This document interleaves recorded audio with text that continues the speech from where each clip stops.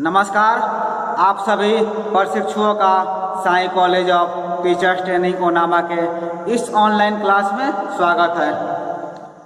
इस वीडियो में हम बात करेंगे डीएलएड प्रथम वर्ष के पेपर कोड F8 के बारे में। F8 में आप सभी को पढ़ना है pedagogy of Hindi 1 primary level, यानी कि हिंदी का शिक्षण शास्त्र एक प्राथमिक स्तर।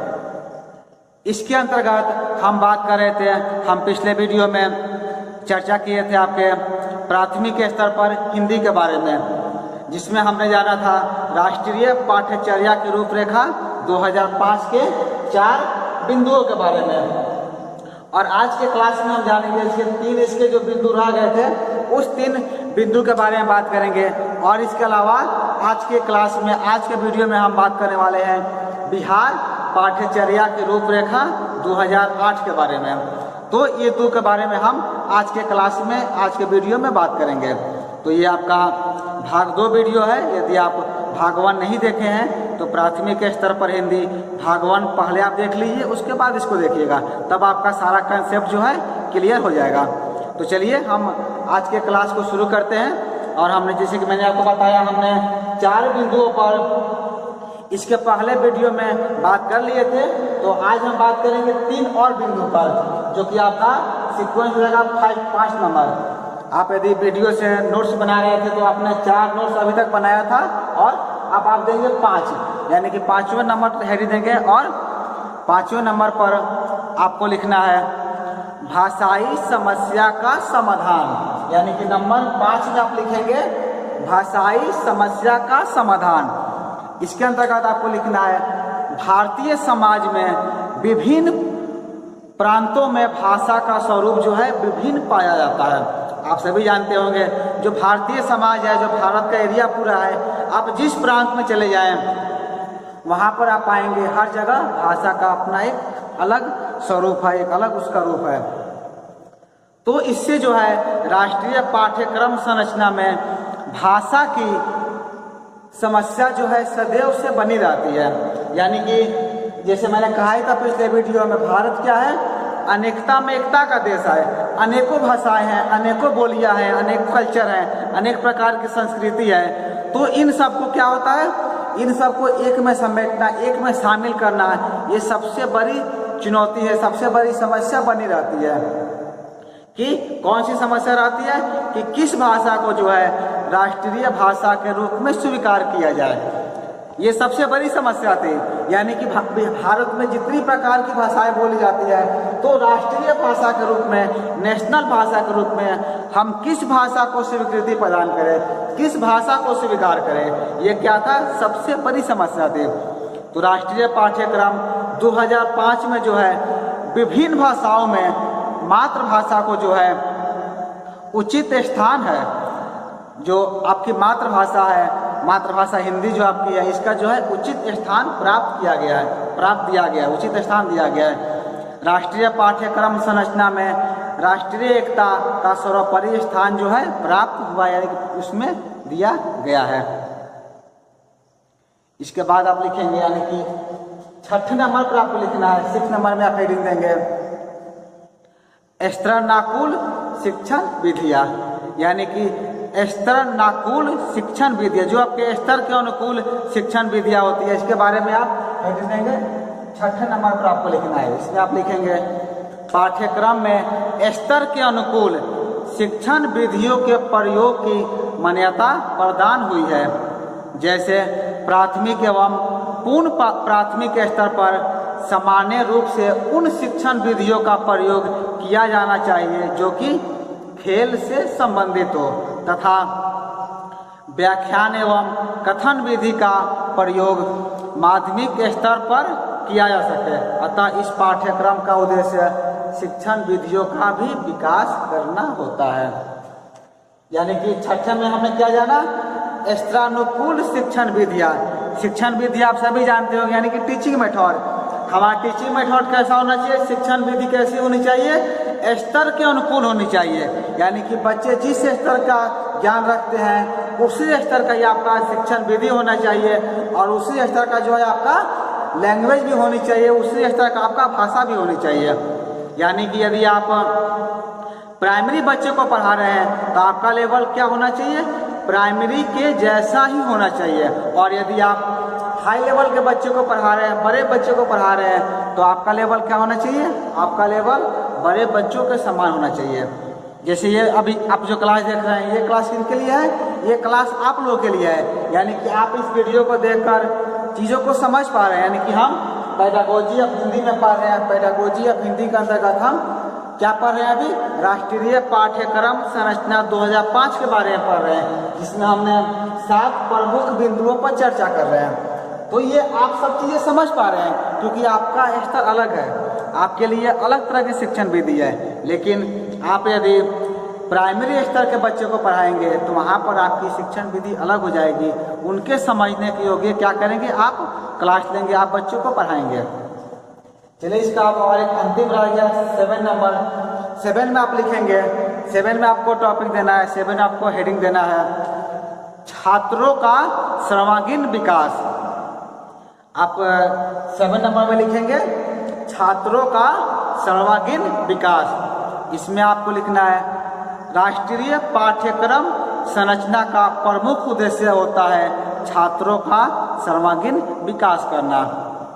इस पाठ्यक्रम में जो है छात्रों के क्रियात्मक पाठ्यक्रम में छात्रों को जो है राष्ट्रीय पाठ्यक्रम संरचना का प्रमुख उद्देश्य छात्रों का सर्वांगीण विकास करना होता है। इस पाठ्यक्रम में छात्रों के क्रियात्मक पक्ष को बनाए रखने के लिए प्रायोगिक एवं सैद्धांतिक पक्षों का समन्वय किया गया है। यानी कि आप कह सकते हैं इसमें प्रैक्टिकल एवं थ्योरी दोनों को जो है सम्मिलित किया गया है, ताकि बच्चों का एक सर्वांगीण विकास हो सके। क्योंकि आप सभी जानते हैं यदि केवल आपको थ्योरी पढ़ाया जाए, प्रैक्टिकल नहीं कराया जाए, तो क्या होगा, आप सब चीज़ों को, सब बातों को आसानी से बेहतर तरीके से नहीं समझ सकते हैं। इसीलिए आप सभी जानते होंगे आपके जो पाठ्यक्रम है, जैसे कि मैंने आपको बताया था, आपका तो क्या है 35 नंबर आपका थ्योरेटिकल है, यानी कि इसका एग्जाम बिहार विद्यालय परीक्षा समिति के द्वारा आयोजित होते हैं। और जो आपका 15 नंबर जो है ये क्या होता है, महाविद्यालय के अधीन होते हैं। यानी कि आपके प्रायोगिक कार्यों पर जो आपकी एक्टिविटी होती है, जो आप कार्य महाविद्यालय में संपन्न करते हैं, उसके आधार पर आपको 15 नंबर दिए जाते हैं। कुल ये पेपर जो है एक आपका 50 नंबर का है। इसीलिए जो है क्या होता है, छात्रों का सर्वांगीण विकास होता है। हम क्या करते हैं, थ्योरेटिकल पार्ट भी पढ़ते हैं और उसके साथ ही साथ प्रैक्टिकल भी करते हैं। तो दोनों जब कार्य हम करेंगे, यानी कि प्रायोगिक कार्य भी करेंगे और सैद्धांतिक कार्य भी करते हैं, जिससे क्या होता है, बच्चों के अंदर सर्वांगीण विकास होता है और बच्चे अपने प्रत्येक स्तर पर प्रायोगिक कार्यों का स्वरूप विकसित करते हुए भिन्न भिन्न रूपों में अपने ज्ञान की बढ़ोतरी करते हैं, ज्ञान का विकास करते हैं। तो हमने यहाँ पर आपके 7 भाग में जाना आपके राष्ट्रीय पाठ्यक्रम संरचना 2005 के बारे में। जैसे कि मैंने आपके पहले वीडियो में ही कहा था, हम 2 के बारे में इस क्लास में बात करेंगे, यानी कि राष्ट्रीय पाठ्यचर्या की रूपरेखा 2005 के बारे में मैंने बात किया ही, और अब हम बात करने वाले हैं बिहार पाठ्यचर्या की रूपरेखा 2008 के बारे में। तो आप हेडिंग देंगे अपने कॉपी में, ये लिखने के बाद आप नेक्स्ट लिखना है आप सभी को बिहार पाठ्यचर्या की रूपरेखा 2008। देखिए आपकी परीक्षा में जो है कहीं से भी प्रश्न आ सकते हैं, यानी कि आपको प्रश्न पूछा जाता है कि हिंदी भाषा की प्रकृति पर वर्णन करें, या राष्ट्रीय पाठ्यचर्या की रूपरेखा 2005 के बारे में बताएं, या फिर बिहार पाठ्यचर्या की रूपरेखा 2008 के बारे में वर्णन करें। तो कोई भी आपसे प्रश्न पूछा जाता है, आप इस वीडियो को देखकर यदि नोट्स बना रहे हैं तो आप बेहतर तरीके से प्रत्येक प्रश्नों का उत्तर दे सकते हैं, बेहतर तरीके से लिख सकते हैं, आपको कहीं भी समस्याएं नहीं होगी। चलिए हम इसके बारे में लिखते हैं। आप हेडिंग दे दिए होंगे, हेडिंग आप दीजिए बिहार पाठ्यचर्या की रूपरेखा 2008 के माध्यमिक स्तर पर हिंदी भाषा के उद्देश्य। आप सभी को हेडिंग देना है बिहार पाठ्यचर्या की रूपरेखा 2008 के माध्यमिक स्तर पर हिंदी भाषा के उद्देश्य। इसके अंतर्गत आप लिखेंगे बिहार की जो पाठ्यचर्या है, बिहार का जो सिलेबस है, बिहार का जो करिकुलम है, यह स्पष्ट तौर पर यह रेखांकित करता है कि भाषा केवल संवाद और संप्रेषण का काम ही नहीं करता, बल्कि वह शिक्षण के संपूर्ण क्रियाकलापों के माध्यम में भी भूमिका का कार्य करती है। यानी कि जो भाषा है, जो लैंग्वेज है, जो बिहार का करिकुलम है, वो क्या हमें बताता है, या केवल हमें यह नहीं बताता है कि भाषा जो केवल संवाद यानी बातचीत या फिर कम्युनिकेशन का काम करती है, बल्कि वह शिक्षण के संपूर्ण क्रियाकलापों के माध्यम में भूमिका के रूप में कार्य करती है।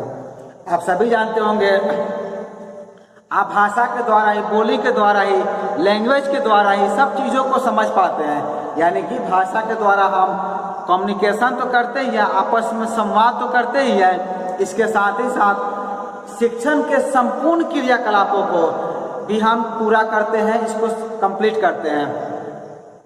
समाजीकरण और संस्कृतिकरण की प्रक्रिया भी भाषा के द्वारा ही संपन्न होती है। समाजीकरण और सांस्कृतिकरण की जो प्रक्रिया होती है, इस प्रक्रिया में भाषा के द्वारा ही संपूर्ण कार्य को जो है संपन्न किया जाता है। समाजीकरण और जो संस्कृति की प्रक्रिया जो होती है, वो जिस संस्कृति में जिस अस्मिता का वो निर्माण उसमें होता है, इसके निर्माण में जो है विभिन्न भाषिक परिवेशों जो कि जन्म के साथ ही घरेलू, सामाजिक और विद्यालयी वातावरण से हमें प्राप्त होती है।